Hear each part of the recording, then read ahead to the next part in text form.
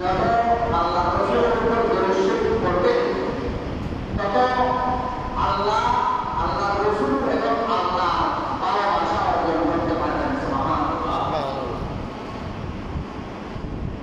রাসূল করিম সাল্লাল্লাহু আলাইহি ওয়াসাল্লাম ইরশাদ করেন, আওলান নাস বি ইয়াউমাল কিয়ামা আকসারুহুম আলাইহিস সালাম।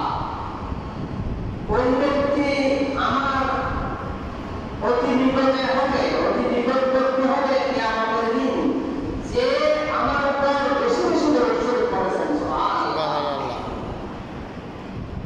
আরেকটি হাদিস জাবের রাদিয়াল্লাহু তাআলা থেকে রওয়ায়াত, একদিন রাসূল করিম সাল্লাল্লাহু আলাইহি ওয়াসাল্লাম মসজিদের মিম্বরের মধ্যে আরোহণ করতে লাগলেন। আল্লাহ রাসূল সাল্লাল্লাহু আলাইহি ওয়াসাল্লাম খুতবা দেওয়ার জন্য মসজিদের মিম্বরের মধ্যে আরোহণ করতে লাগলেন। যখন সেই সময় তিনটা মিম্বর ছিল, তিনটা মিম্বর। যখন প্রথম তাকের মধ্যে উঠলেন তখন বললেন আমিন। দ্বিতীয় তাকের মধ্যে যখন উঠলেন বললেন আমিন। তৃতীয় তাকের মধ্যে যখন উঠলেন বললেন আমিন। এখন আল্লাহ রাসূল তিনবার আমিন বলেছেন, সাহাবায়ে কেরাম তারা বুঝতে পারলেন না। আল্লাহ রাসূল খুতবা দিলেন, খুতবা শেষ করার পর সাহাবায়ে কেরাম জিজ্ঞাসা করলেন, ইয়া রাসূলুল্লাহ ওয়া আবি ওয়া উম্মি ফাদাকা ইয়া রাসূলুল্লাহ। হে রাসূল, আমরা তো বুঝতে পারলাম না আপনি খুতবা আরম্ভ করার আগে তিনবার আমিন বলেছেন, কেন বললেন? আল্লাহ রাসূল সাল্লাল্লাহু আলাইহি ওয়াসাল্লাম বলেছেন, হে আমার উম্মতরা শুনো, এই জাবের রাদিয়াল্লাহু তাআলা শুনো, আমি যখন প্রথম মিম্বরের মধ্যে আরোহণ করলাম তখন জিবরিল আলাইহিস সালাম এসে আমাকে বললেন, ইয়া রাসূলুল্লাহ, ওইসব মানুষেরা ধ্বংস হলো, তাদের নাকে মুখে ধুলো বালি ভরে গেল। ওইসব মানুষেরা ধ্বংস হলো যারা রমজান শরীফ পেয়েছে, লাইলাতুল কদর পেয়েছে, 30টা রমজান পেয়েছে, তারা নিজে হুবহু মাফ করাইতে পারে নাই। নাউযুবিল্লাহ।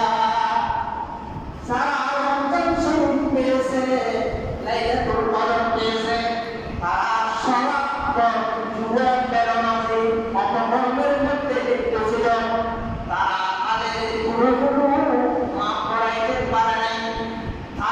তারা ধ্বংস হোক, তাদের নাকে মুখে মরে হোক। নাউযুবিল্লাহ। সেজন্য আমি রব্বুল আলামিনের কাছে আমি রাসূল বলেছি আমিন। আমি সেই জিবরাইলের কথার উপর সমর্থন করেছি। সুবহানাল্লাহ।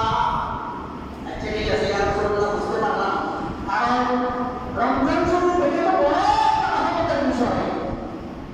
মাসের জানাবাড়ি দিলে আরাদান হলো না, মাসাই না করা আরাদান দিলেও মাসা মানে করা জানাবাড়ি এটা তো সবার অসংখ্য সবার মাস, সবার টাকার মাস, অসংখ্য সমাবের মাস। সেই মাসের সেই সমাবের মাসের মধ্যে গুরুগুলো মাফ করাইতে পার নাই, তোমার মতো নির্দিষ্ট তোমার মতো কোনো দর্শন আমাকে হবে। সেই জন্য আল্লাহ রাসূল বলেছেন আমিন। ইয়া রাসূলুল্লাহ, দ্বিতীয় তাকের মধ্যে যখন আরোহণ করেছেন তখন আপনি বলেছেন আমিন। কারণ কি?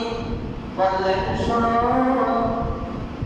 এই জাবের, শোনো, যারা মাথা পিতাকে বৃদ্ধ অবস্থায় পেয়েছে, পার্বত্য অবস্থায় যারা মাতা পিতাকে পেয়েছে, তারা দুনিয়ার থাকতে মাতা পিতা থাকতে তারা জান্নাত অর্জন করতে পারে নাই, জান্নাত নিতে পারে নাই। তাদের নাকে মুখে গুনাহ মালুম করে তারা ধ্বংস হয়। নাউযুবিল্লাহ। আমি সেজন্য বলেছি আমিন। কারণ মাতা পিতা জান্নাতীদের কদমের নিচে বেহেশত বলেছেন কি রাসূল করিম সাল্লাল্লাহু আলাইহি ওয়াসাল্লাম আল জান্নাতু তাহতুল আকদামুল উম্মাহাত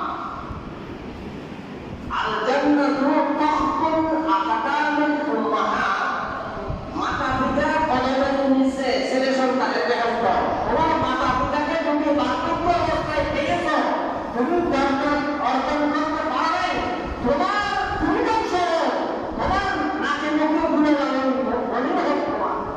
আমি বলেছি আমি আল্লাহ রসুল সেই কথার উপর সমর্পণ করেছেন জিবরিলের কথার উপর ইয়া রাসূলুল্লাহ বুঝতে পারলাম দ্বিতীয়বার আমি বলেছেন দ্বিতীয় কানের মধ্যে আরোহণ করার পর তখন আল্লাহ রসুল বলেছেন হে জাবের শোনো সাহাবায়ে কেরাম শোনো যে যার কাছে যার সামনে আমি রাসূলের নাম উচ্চারণ হয়েছে আমি রাসূলের নাম নেওয়া হয়েছে ফালাম ইউসাল্লি আলাইহি মান যুক্কিরতু আলাইহি ফালাম ইউসাল্লি যে কেউ আমি রাসূলের নাম যার সামনে উপস্থিত উচ্চারণ হয়েছে সেই ব্যক্তি গ্রহণ করে নাই সেই ব্যক্তির জন্য ধ্বংস হবে সেই ব্যক্তি ধ্বংস আমার রসুলের নাম নেওয়া হয়েছে কিন্তু আমি রসুলের উপর দরুদ পড়ি বললাম ইউসাল্লি আলাইহি যে আমার রসুলের উপর দরুদ শরীফ পড়া নেই সেই জন্য আমি এই তিনবার আমি বলেছি যে জিবরিল আমার সামনে উপস্থিত হয়ে বলেছেন সুবহানাল্লাহ তাহলে দরুদ শরীফ পড়ার ফায়দা আছে কি না আরো দুবার দিন দরুদ শরীফ পড়ার ফজিলত অনেক বেশি তাই না দরুদ শরীফের ফজিলত বর্ণনা করতে গেলে অনেক লম্বা আয়াত হবে লম্বা আলোচনা হবে তাই না আল্লাহ আমাদেরকে আল্লাহ রাসূলের উপর দরুদ শরীফ পড়া মাতা পিতার জীবিত থাকতে যেন জান্নাত অর্জন করা রমজান শরীফ পাওয়ার পর আমাদের গুনাহ মাফ করার সুযোগ তৌফিক আল্লাহ আমাদেরকে দান করুন আমিন তো আজকে হাদিস একটি হাদিস এসেছে আল্লাহ রাসূল সাল্লাল্লাহু আলাইহি ওয়াসাল্লাম বলেছেন এই হাদিসটা হচ্ছে কিয়ামতের দিবসের বিষয় কিয়ামতের দিবসে এমন ভয়াবহ পরিস্থিতির কিয়ামতের